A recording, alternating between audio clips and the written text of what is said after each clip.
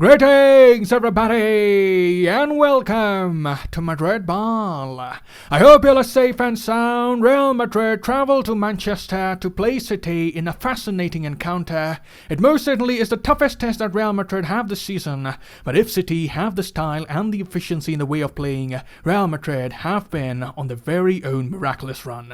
It's been a remarkable season so far. No one expected Madrid to go past PSG, but we went through handing deep-rooted scars to the PSG faithful.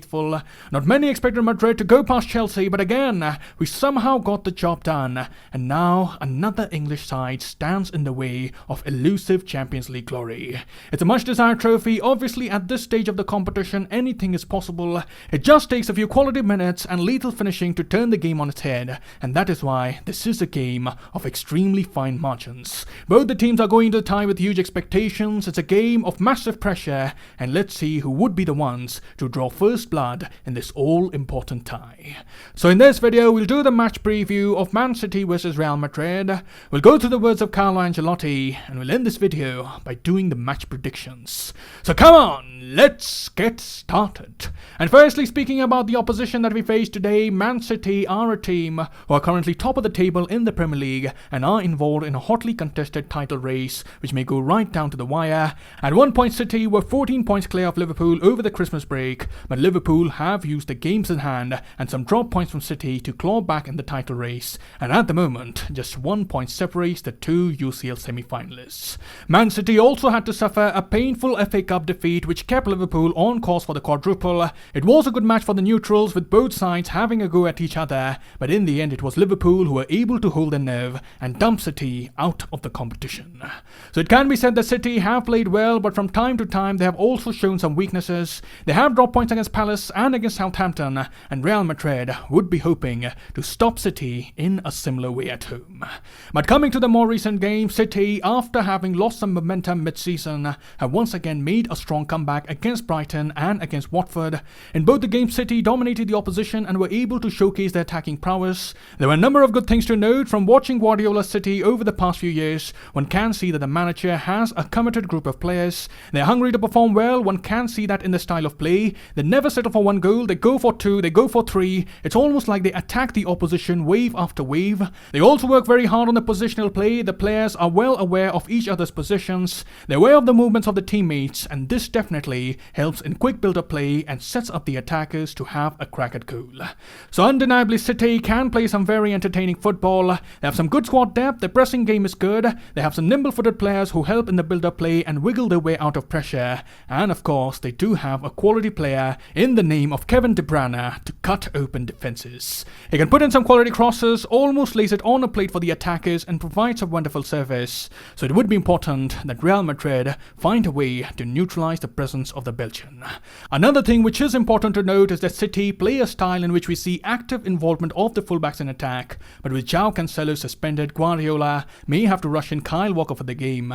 So this is an area that Real Madrid would be looking to exploit. City do have the tendency of holding a high line, and in the past few games, teams have been able to get behind the defensive line. So I do believe that Vinicius Jr. would be a very important weapon against City. He would be in charge of stretching the defenders in the final third, and players like Kroos and Modric would surely look to get the heads up and put in some defense-cutting passes for Vinicius to chase, just like we had done against Liverpool in the previous campaign.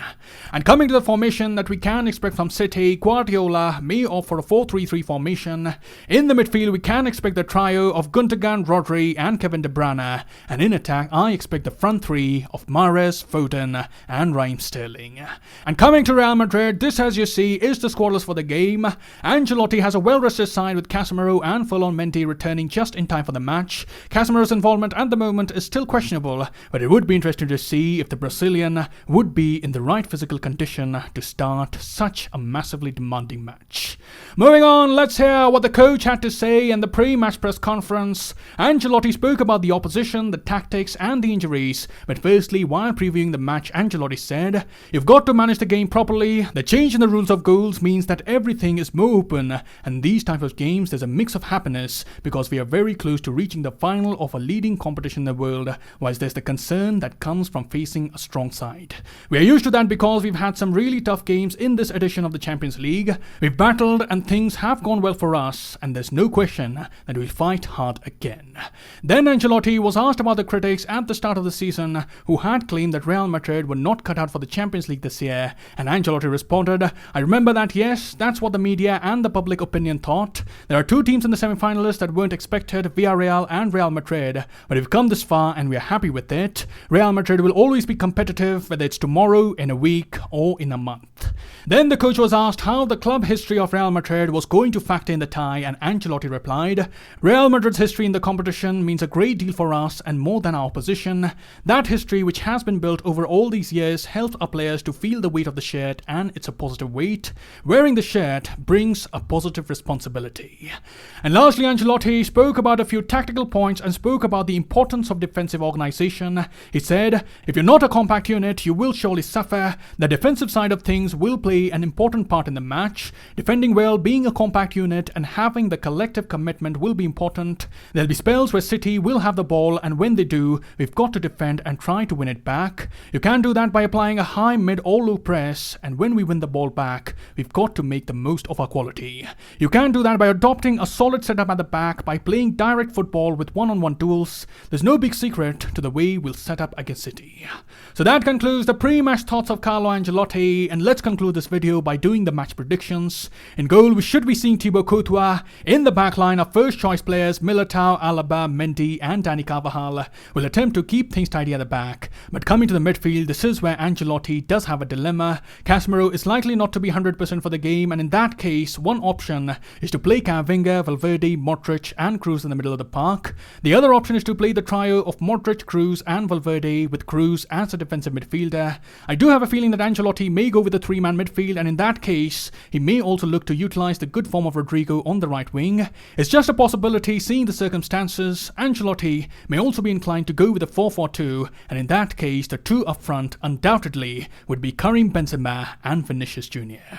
So that, as you see, is my predicted lineup. And as for the scoreline predictions, I predict Real Madrid 2, Man City 2. And that is all I have here. Do let me know how you're feeling ahead of the game, and what scoreline are you predicting right in the comments below. I'll see you soon. Till then, take care.